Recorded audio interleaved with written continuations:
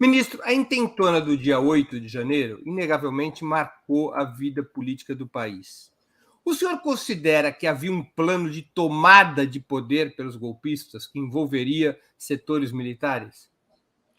Um plano mal desenhado, mas havia. Era um plano que partia de uma ideia de que, a partir desses eventos, aqui em Brasília, haveria uma espécie de efeito dominó, de efeito multiplicador.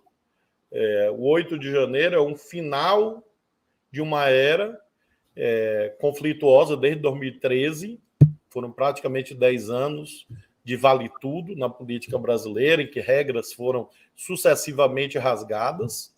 Eu diria que é o ápice e, ao mesmo tempo, espero o início do declínio desse reino do golpismo brasileiro.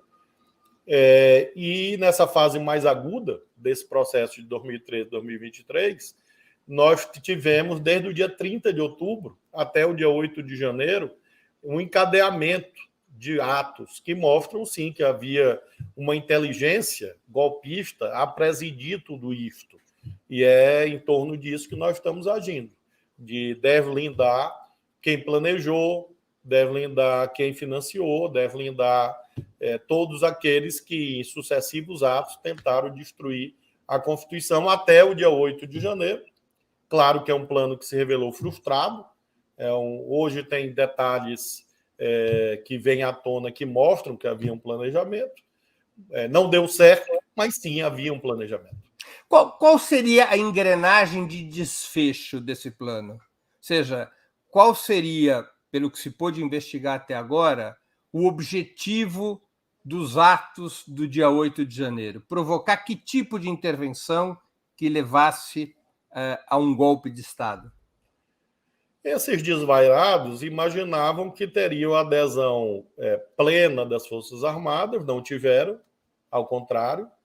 E esses desvairados imaginavam também que haveria uma espécie de levante, um levante de fechamento de estradas, como era domingo, o Pato Amarelo iria desfilar na Avenida Paulista, triunfante, e o seu séquito, né, de pessoas de camisa amarela, enfim, e que com isso eles teriam uma espécie de efeito dominó. Eu comparo muito, Breno, com a marcha de Olímpio Mourão Filho, em 64, né, em que ele posiciona uma coluna frágil, mas deu certo, porque esta coluna frágil, que poderia ser vencida com muita singeleza, muita simplicidade, se houvesse reação, ela produzia uma espécie de efeito gatilho.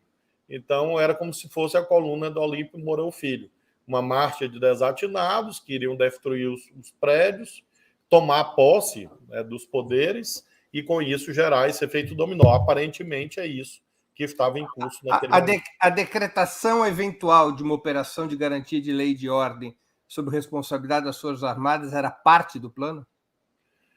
Eu creio que eles cogitavam disto, uma espécie de fato consumado, né? Você decreta a GLO e haveria uma espécie de reconhecimento tácito do poder civil quanto à sua incapacidade. E foi por isso que o presidente Lula, com muita exatidão, com muito tirocínio, descartou prontamente a GLO. E se esse era um elo decisivo na cabeça desses desvairados, esse elo faltou. E com isso nós tivemos a soma de vários fatores que impediram o golpe no dia 8, sobretudo a reação rápida. Eu acho que a intervenção federal, reação rápida, e o fato do Supremo ter sido tão duramente atacado, isso ter gerado uma reação institucional muito forte, e a não ocorrência da adesão da maioria das Forças Armadas, que esses desatinados imaginaria que ocorreria tal adesão. Não houve. Então, por isso mesmo, o golpe fracassou. A essa altura, já é possível determinar a responsabilidade política e criminal do ex-presidente Jair Bolsonaro?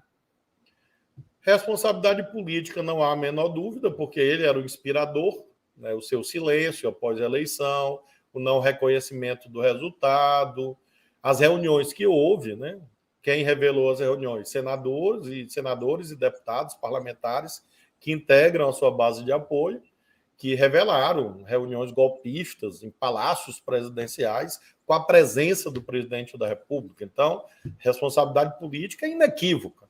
Responsabilidade jurídica está sendo apurada. Há um inquérito no Supremo em que o ex-presidente Bolsonaro figura como investigado.